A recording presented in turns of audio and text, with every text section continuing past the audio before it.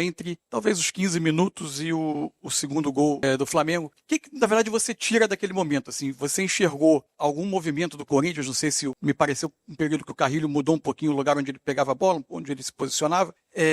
Mas também, principalmente, um momento em que a pressão ela não conseguia encaixar tanto e o Corinthians ficou mais confortável com a bola. Esse Flamengo parece ser muito melhor sempre que ele consegue pressionar o adversário. E até mais do que ele constrói de trás, embora ele construa bem de trás. Havia uma dúvida um tempo atrás, como será quando houver Pedro e Arrascaeta juntos para sustentar uma pressão? Você relaciona esse período alguma coisa à presença desses dois, ao movimento do adversário, e você tem alguma dúvida que o time é capaz de manter jogos de muita pressão com os dois fazendo essa primeira pressão do time? Bom, não é a mesma coisa jogar com Pedro e Arrascaeta que com Bruno Henrique Plata e Michael, que são jogadores extremamente pressionantes, né? Então, isso, muitas das vezes, mesmo sem encaixar a pressão, jogadores pressionantes fazem e forçam o erro do adversário, porque eles não dão tempo para o adversário pensar e criar o jogo, ou se posicionar, né? Então, a característica do jogador, ele tem uma influência. Mas, sobre esses minutos que você falou, foi uma mudança para mim, desde o banco, eu não assisti ainda o jogo, mas para mim foi uma mudança tática. O Memphis descia, formava um losango, o Romero abria, o Yuri do outro lado,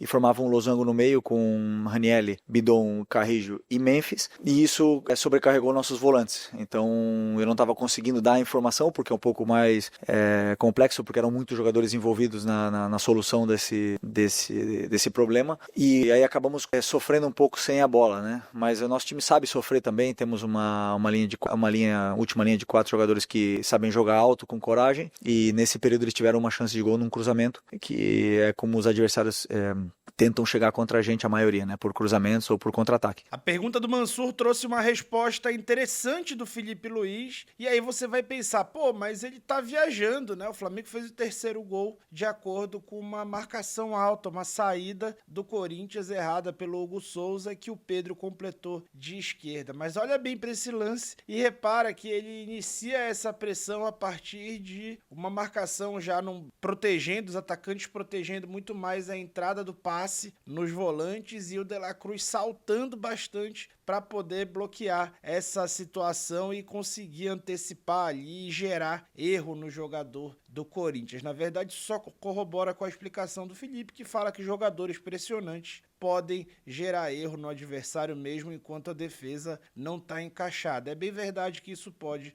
caso contornado, gerar problema em outro lugar. Afinal de contas, vai dar para o Felipe Luiz jogar com Pedro e Arrascaeta e Cebolinha todos os jogos? Dá para jogar assim contra o Chelsea, por exemplo? Vamos tentar esclarecer um pouco qual que é o real problema, falando sobre tática sem tatiquez.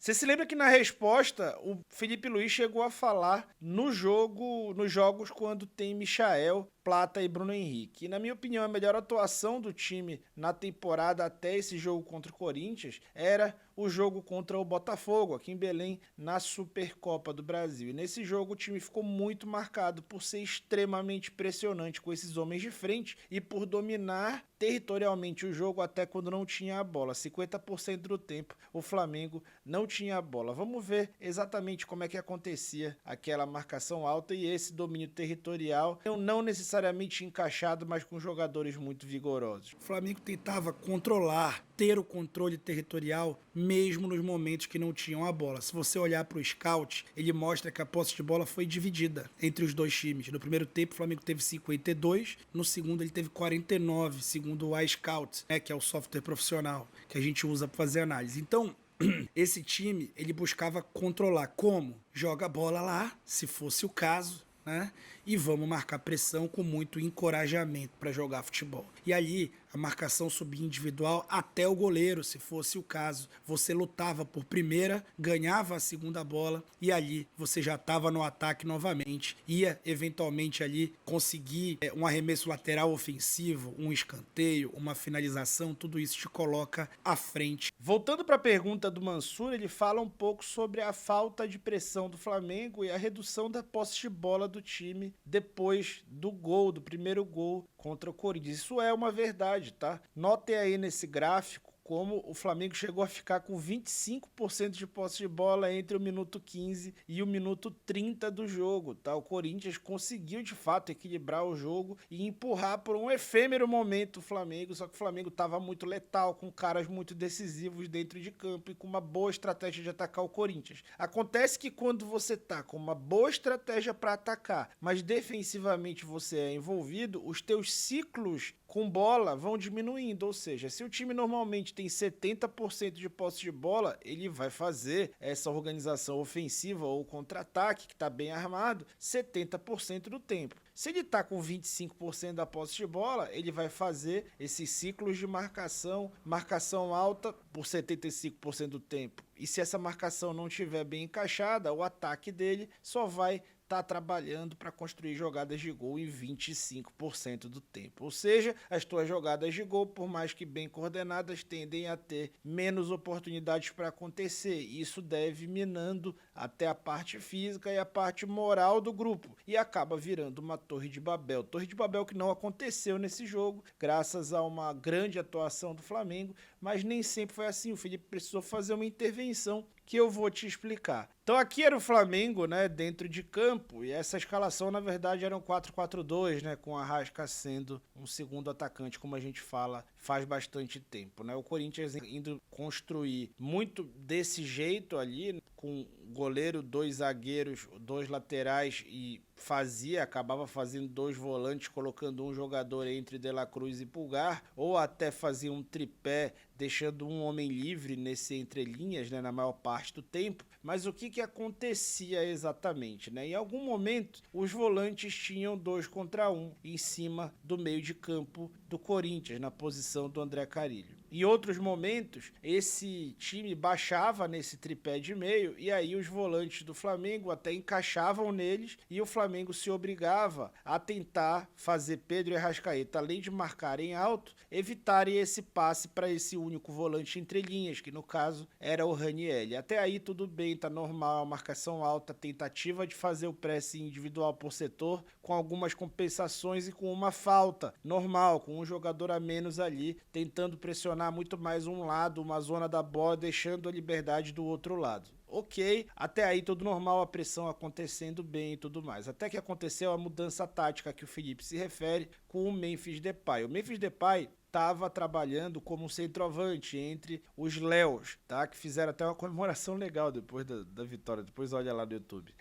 E aí, eles estavam entre os Léos e o Memphis entre os Léos, e o que acontecia, né? Esses zagueiros eram presos, mas os laterais conseguiam avançar e os volantes continuavam controlando bem a situação ali no meio de campo, né? Então o Flamengo conseguia se manter pressionante. Só que ele fez isso aí, levou o Memphis, ao invés de ficar pressionando e retendo 2 zagueiros, levou para entre os 2 volantes do Flamengo e colocou os atacantes do Corinthians um pouco mais fechados entre cada lateral e cada zagueiro, acabando conseguindo também reter um pouco os zagueiros, sem deixar com que os zagueiros subissem tanto, né? E isso acabou gerando uma grande liberdade para o Corinthians, que exigia que Arrascaeta e Pedro fizessem aquilo que Michael, Plata e Bruno Henrique fazem muito bem, que é cobrir muita área mesmo quando a defesa não está encaixada, quando essa marcação alta não está encaixada. E aí é muito mais difícil, a gente acabou vendo eles concedendo espaço. Eles concedendo espaço acabaram gerando ali muito mais oportunidade para o Corinthians inverter jogo e trocar em poucos passes, fazendo o Flamengo recuar dentro de campo. Para resolver isso, geralmente o técnico tem que escolher alguma zona do campo para ficar mano a mano ou para até gerar inferioridade numérica e algum jogador muito inteligente ou alguns jogadores muito inteligentes para executar compensações. Isso aconteceu no lance do gol com o De La Cruz saindo ali e gerando esse desconforto a partir do jogador muito pressionante que é. Se você acompanha bem taticamente as partidas do Flamengo desde o ano passado, você vai lembrar de vários e vários jogos que o De La Cruz fez aquilo, muitas vezes deu certo, especialmente no início do ano, e outras vezes deu errado. Ele acabou deixando o Pulgar muito distante a ele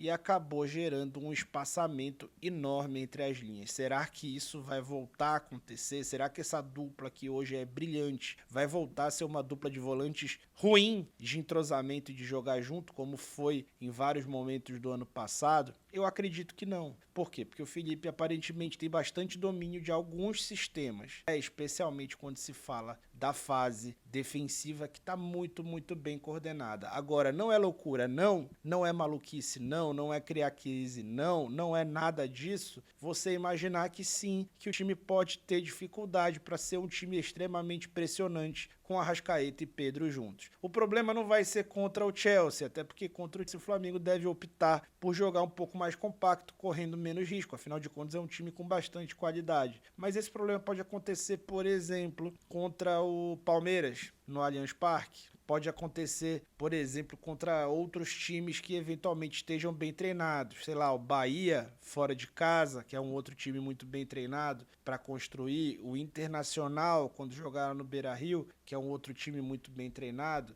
que pode sair construindo. Vamos ver. Não são tantos os times que podem colocar o Flamengo em apuros, mas a gente viu mesmo um Corinthians muito descoordenado por 15 minutos conseguir fazer isso e gerar até uma chance de gol a partir dessas saídas que vinham desde trás, tá?